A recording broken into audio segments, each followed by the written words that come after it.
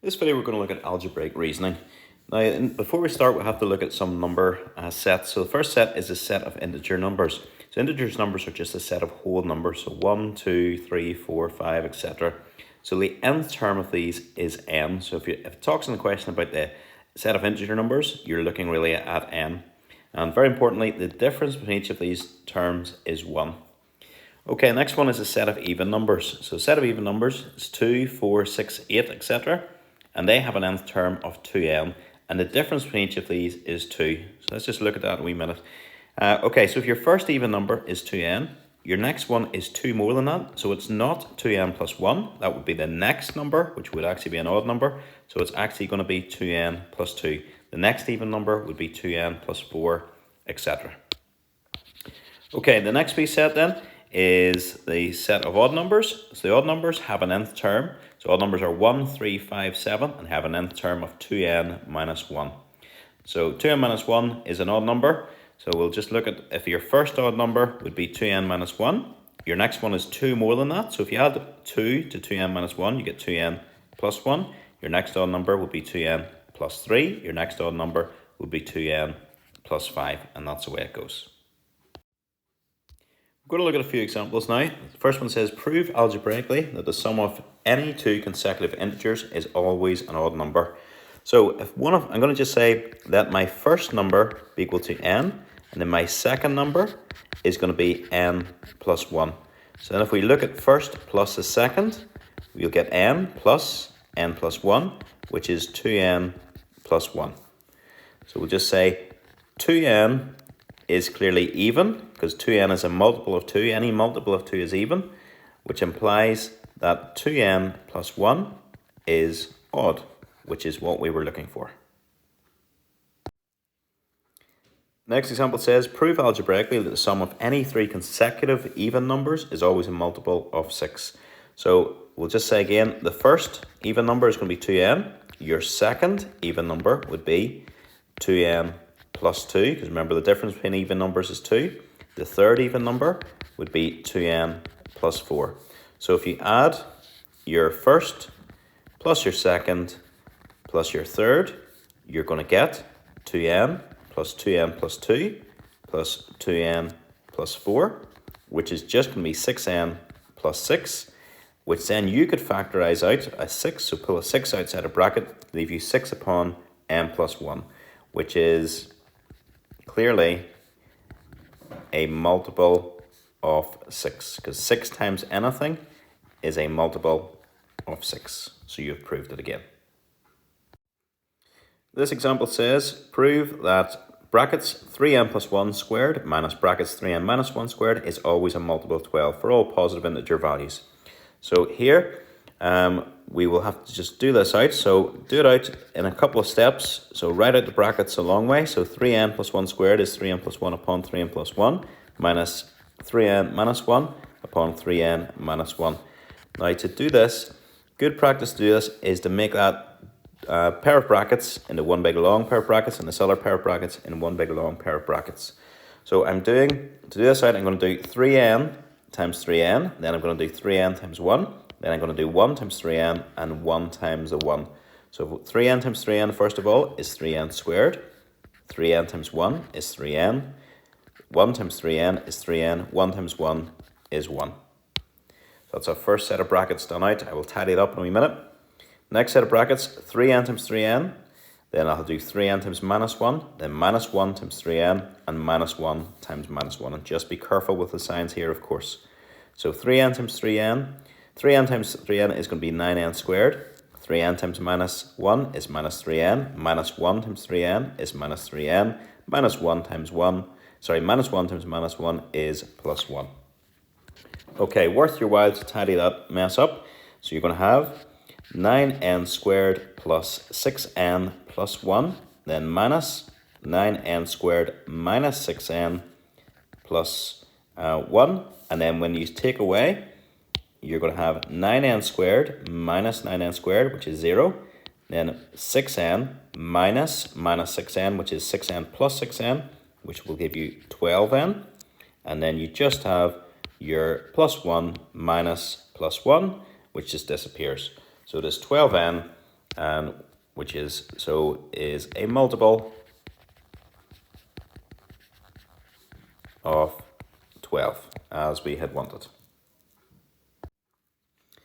Okay, example D says n is an integer. Prove algebraically that the sum of n upon n plus 1 and n plus 1 is always a square number. Okay, absolutely no idea, but let's just get started. So I'm going to be adding the sum of this thing and this thing to see what we get. So we're just going to look at it and see. So n upon n plus 1, then plus n plus 1. Let's just work it out. That's going to be n squared plus n plus 1, which is n squared plus 2n plus 1. And then we'll have to investigate this to see if we can get this as a square. So we'll look at that again. N squared plus 2n plus 1.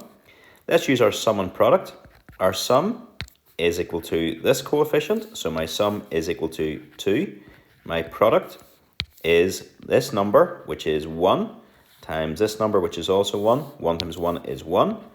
So two numbers, we need to find two numbers such that they add to give 2 and they multiply to give 1. So those two numbers are 1 and 1, because 1 plus 1 gives you 2, and 1 times 1 gives you 1.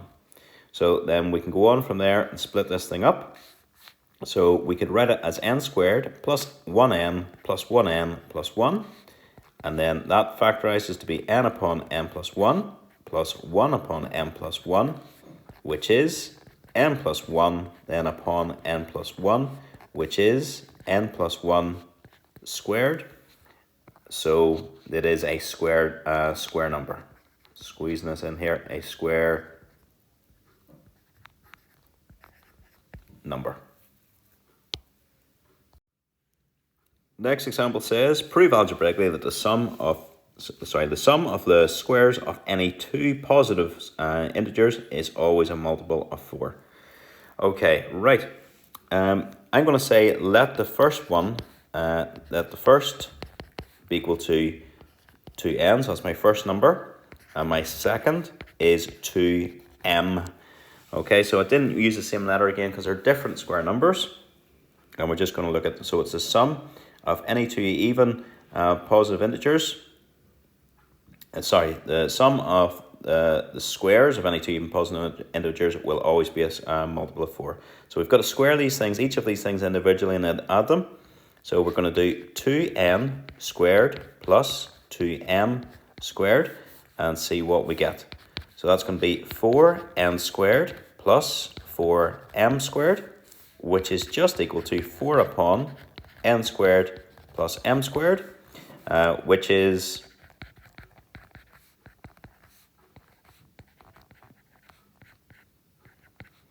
a multiple of 4. Okay, the last of our example says, prove that the sum of the squares of two consecutive odd numbers is always 2 more than a multiple of 8. Right, we've got to find out the sum of the squares of two consecutive odd numbers, so consecutive odd numbers. So my first odd number, I'm going to say, is 2n minus 1, and my second then is going to be 2n plus 1, because remember, the difference between them is 2, so that's how we get those two numbers. So we're ready to go. We want to prove the sum of the squares of two consecutive odd numbers is always 2 more than a multiple of 8. Right, let's just worry about the first bit. So we're going to do 2n minus 1 squared plus 2n plus 1 squared and see what we get. So if you do that out, and take your time to do it out. Oh, sorry. So it's 2n minus 1 upon 2n minus 1 plus 2n plus 1 upon 2n plus 1 is equal to, and if you do that out, you're going to get 4n squared minus 2n plus 1. Do this one out, you're going to get 4n squared plus 2n plus 2n plus 1. And if we multiply that out, simplify those terms, you're going to have 8n squared. And, oh, very good, your minus 2n and minus 2n, and then the plus 2n and plus 2n, they cancel out. And you've got 1 plus 1, which is just going to be plus 2. Okay, so we've got to this thing being 8n squared plus 2. And 8n squared is clearly a multiple of 8. So 8n squared plus 2 is 2 more than a multiple of 8. So we can just say, which is 2 more than, a multiple of 8. Right, okay, we're done with the questions here for the notes. What we've got now is a wee bit of application. So we've got 5 questions for you to do. So if you have a go at the first one here, and then pause the video, have a go at the first one, and then I will go through the solution to that one, and then do on with the second one, pause the video, etc., etc. Okay?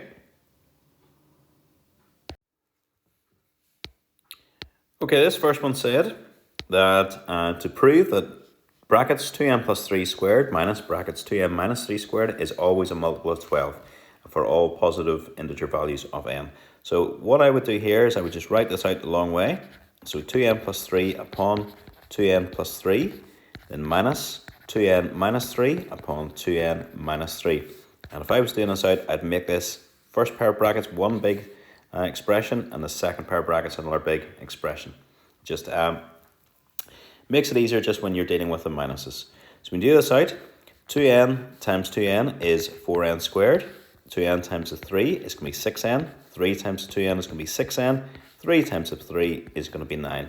And the second one, 2n times 2n is 4n squared. 2n times minus 3n is minus 6n. Minus 3 times 2n is minus 6n. Minus 3 times minus 3 is plus 9. Wee bit of tidying up to do then. That's going to be 4n squared plus 12n plus 9. Then minus 4n squared minus 12n plus 9. Now when you do this out, you will have 4n squared minus 4n squared. So the n squared terms disappear.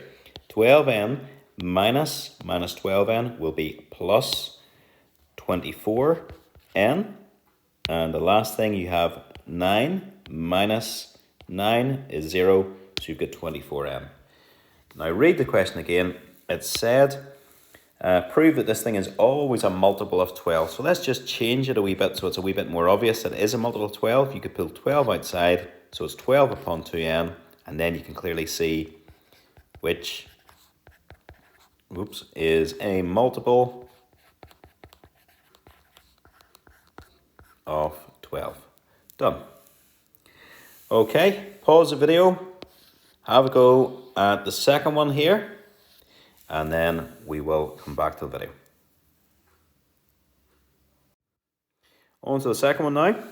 It says n is an integer. Prove algebraically that the sum of n plus 2 upon n plus 1 and n plus 2 is always a square number. So number 2, we just want to do this thing out. So multiply it out and see what we get. And we're also adding the n plus 2. So when you multiply this term here, you're going to have n squared plus n plus 2n plus 2. And then we've got your n plus 2 over here. Tidy it all up, you're going to have n squared plus 4n plus 4. And which factorizes to become n plus 2 all squared. I've left a wee bit of working out in your sum and product to get there. Just say which is a square number, and that's it. Okay, pause the video, have a go at question 3, and then come back for the solution, please. Okay, example 3 says, prove that the sum of any 3 consecutive odd numbers is always a multiple of 3. So we're going to say our first odd number is 2n minus 1, just like we had in notes at the start. Then if you add 2 to that, you get your next odd number, which is 2n plus 1. Add 2 to that again, you'll get your third odd number, which is 2n plus 3. Now if we add all of these up, we just say first plus second plus third, and see what we get. You're going to have 2n minus 1 plus 2n plus 1 plus 2n plus 3, which is 6n plus 3. And this then you could pull a 3 outside a bracket, leaving you 3 upon 2n plus 1. Just say which is a multiple of 3. Done. Okay, pause the video again, have a go at question 4, and then what's the solution?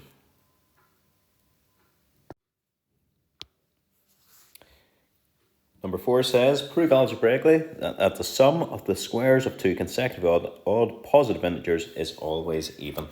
So they're odd integers, so we're going to say the first one is 2n minus 1, the second one is 2n plus 1, and we've got to prove that the sum of the squares of two consecutive odd positive integers is always even.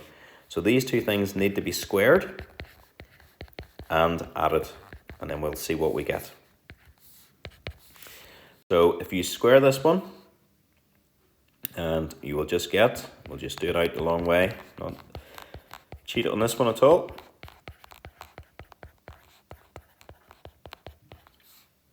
So if you do that out, you're going to get 4n squared minus 2n plus 1. Do out the second one, you're going to get 4n squared plus 2n plus 1, which is, that is just going to work out to be 8n squared plus 2, because your minus 2n and your plus 2n and plus 2n cancel each other out. And then we can say then that is the same as 2 upon 4n squared plus 1, and 2 times anything is even, so that is going to be even. And that is it. Okay, have a go at question 5, and then pause the video and then see the solution. Okay, number 5 says, prove that the sum of the squares of any two consecutive integers is always an odd number. So they're just any integers at all, so let your first one be n. Your second one is then n plus 1, and we've got to square each of these individually and then add them. So that's really what we're doing, and then we're hoping that they're going to be an odd, give us an odd number. So do it out, that's n squared, and then we'll write our n plus 1 squared as n plus 1 upon n plus 1. Which becomes n squared plus n plus n plus 1, which is 2n squared plus 2n plus 1. I'm just going to write that again up here. That's 2n squared plus 2n plus 1. Now we need to show that this thing is, prove that this is an odd number. So what we could do is look at these first two terms here and pull the 2 outside of brackets, so you're going to be left with 2 upon n squared plus n, and then you're left with a plus 1. So if you think about it, oops, I've just lost a wee bit of my writing there. If you think about it, you've got 2 upon something, so this bit here is going to be even, so because 2 times anything is going to be even, and then if you add 1 to an even number, it takes you to an odd number. So let's just think about that a wee second. If you had 6, for example, it's clearly an even number. If you add 1, it gives you 7. If I had 10, clearly an even number. If I add 1, it gives me 11. So they're both odd numbers. So if you add 1 to an even number, it takes you to an odd number. So that is, so we'll just say 2 upon n squared plus 2 upon n squared plus n is even. So 2 upon n squared plus n plus 1 is odd.